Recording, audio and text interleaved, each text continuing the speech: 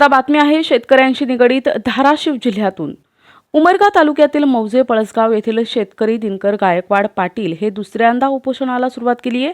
15 ते 20 दिवसांपूर्वीच उपोषणास सुरुवात केल्यावर आमदार ज्ञानराज चौगुले आणि महावितरण अधिकारी उपोषणकर्ते आणि शेतकऱ्यांना भेटून आश्वासित केलं होतं। पण पुन्हा आमरण उपोषण सुरू करण्याचं कारण काय? का शेतकऱ्यांमधून आक्रोश व्यक्त केला जातोय?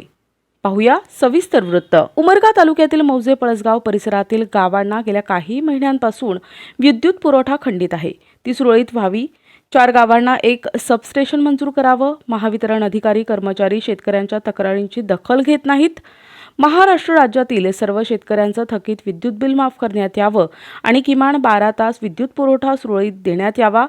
धाराशिव जिल्ह्यातील शेतकऱ्यांना रात्रीतून किमान सिंगल फेज विद्युत पुरवठा व्हावा अशा विविध मागण्यांबाबत येथील शेतकरी आंदोलक दिनकर बबरुवान गायकवाड पाटील यांनी प्रथमतः 22 जुलैला उमरगा तहसीलदार आमदार ज्ञानराज चौगुले यांचे कार्यालय, ग्रामसेवक आणि MSCB कार्यालयाला निवेदन दिलं।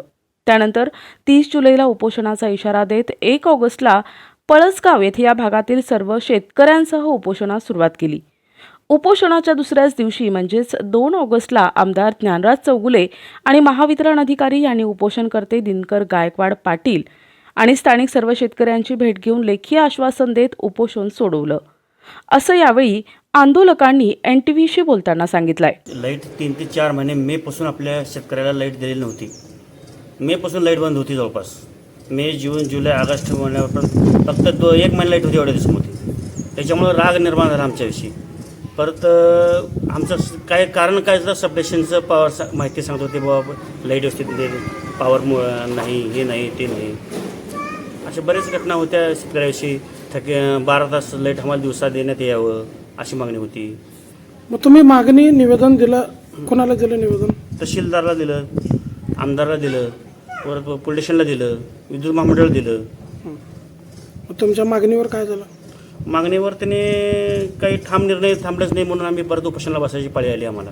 बरं, पहिल्यांदा उपोषण कधी बसलं तुम्ही? 22 तारखेला निवेदन दिलं, परत 30 तारखेला एकदा निवेदन दिलं। आपण 1 तारखेला उपोषणाला बसलो। उपोषणाला बसल्यानंतर मग एक दिवस दुसऱ्या दिवशी आमदार आले, विद्युत महामंडळाचे अधिकारी आले। मग त्याने आश्वासन दिले की बाबा आम्ही 8 तास सुरळीत लाईट देऊ। परत तरी त्याने 8 तास लाईट आम्हाला सुरळीत दिलेली नाही। आतापासून लाईटसुद्धा व्यवस्थित दिलेली नाही, म्हणून आम्हाला परत उपोषणाला बसवलेलं। आमदार साहेबांना परत दिले की आमचं सबस्टेशन तुम्हाला 6 महिन्याच्या आत चालू करून देतो। परत ते 6 महिन्याच्या आत वाचल्यानंतर परत लिहिलं की सगळं हे वेगळंच वाटलं वातावरण आम्हाला। आणि विद्युत महामंडळानंतर वरिष्ठाला कळवलं पण सगळ्या आम्हाला माहिती दिलं। कुठल्या वरिष्ठाला कळवलेलं नाही, पत्र दिलेलं नाही, आम्हाला काहीच कळलं नाही। म्हणून वरिष्ठाला का दिलं माहिती आम्हाला कळवा, तरी त्याने कळवलेलं नाही, म्हणून आम्हाला 28ला परत उपोषणाला बसायला पडेल। नेमकं आता ह्या भागातील ज्या काही शेतकऱ्यांच्या अडचणी आहेत ते थोडक्यात काय सांगाल तुम्ही? म्हणजे आम्हाला रात्री तर लाईट पाणी द्यावं लागतेच, त्या अडचणीला तर तोंड द्यावं लागते। काटा आहे, चुकाटा आहे, सरप चुकचं आहे, तिथं राहिलं। पण गेल्या 4 महिन्यापासून आम्हाला लाईटच देत नाहीत त्याने, 8 तास सुद्धा लाईट देत नाहीत। मग ज्यावेळेस मागच्या वेळेस तुम्ही उपोषणाला बसले तर त्यावेळेस लोकप्रतिनिधी पण आले होते, त्यावेळेस अधिकाऱ्यांना काय सूचना देण्यात आल्या, काय तुम्हाला आश्वासन मिळालं की जेणेकरून तुम्ही उपोषण स्थगित केलं? अधिकाऱ्याला सांगितले त्यांनी बाबा तुम्ही कमीत कमी 8 तास तर सुरळीत लाईट द्या। मग आमचं म्हणणं होतं की 8 तास जर लाईट नाही तर दुसऱ्या दिवशी तुम्ही वाढवून लाईट द्यावं। बरं ते बी आम्ही तरतूद करून देतो असं म्हणले यांनी। आणि सबस्टेशन तुम्हाला 6 महिन्याचा चालू करून तुम्हाला लाईट शिफ्ट करून वर सिंगल फेस मी संध्याकाळी मागणी केली होती। प्रत्येक शेतकऱ्याचं रात्रीच्या लाईटचे एक सिंगल फेस द्या, जिल्ह्यातल्या महाराष्ट्र लोकांना द्या असं मागणी होती। शेतातून जणू की काही लोक पोटा आहे, जागले आहेत, घरं आहेत, त्या राहतात लोक शेतातल्या लोकांना लाईट संध्याकाळी एक फेसिंग तर मिळावं असं आमची मागणी होती। यात बी काही तरतूद केलेली नाही आणि फक्त चालढकल केल्यामुळे आम्ही परत उपोषणाला बसायची पळाली। रात्रंदिवस आम्ही परिसरामध्ये यावं, लाईट रात्रीच्याला यायचं, पाणी कसं द्यायचं, शेतकऱ्यांना प्रश्न कसं मिटवायचं, चुकाटा हाय, घरातून बायकाला घेऊन आम्ही पाणी द्यायला गेलो, स्वतः पाणी स्त्रियासुद्धा देते शेवटी। आज सरकार म्हणते मला लाडकी बहीण योजना सुद्धा म्हणते, पण आज लाडकी बहीण शेतातून पाणी करते, तिची काय कदर नाही का ह्या सरकारला किंवा MSCB बोर्डवाल्याला? हद्दीच्या बाहेर त्रास आहे आम्हाला। 96 पासून पार आज 2024 पर्यंत लाईट व्यवस्थित देत नाही, 8 तास सुद्धा व्यवस्थित देत नाहीत। वैताग आला आम्हाला, असं उचलत नाहीत अधिकारी, उचलत नाहीत ना लाईनमॅन उचलत नाहीत, ना कुठलाच अधिकारी उचलत नाही फोन। त्यांच्यावर आम्ही काही 25 वेळेस 25 लोक आम्ही जाऊन तक्रार मांडलं, आंदोलन केलं, किल्ली घालून आले का ऑफिसला अक्षरशः दगडफेक करायची पाळी आली तर ती सुद्धा आम्हाला दखल घ्यायला निव्वळ येड्या करते त्यांनी आम्हाला ते दुर्लक्ष करून पागल करायला आम्हाला उगा आश्वासन देणं काय तर करणं, लाईट येईल, उद्या येईल, आज येईल केलं तर जवळपास मे पासून उसाला पाणी एक सुद्धा येडायला नाही, पिकालाच नाही. सीझनमध्ये तर मग 2 तास 3 तास लाईट मिळते.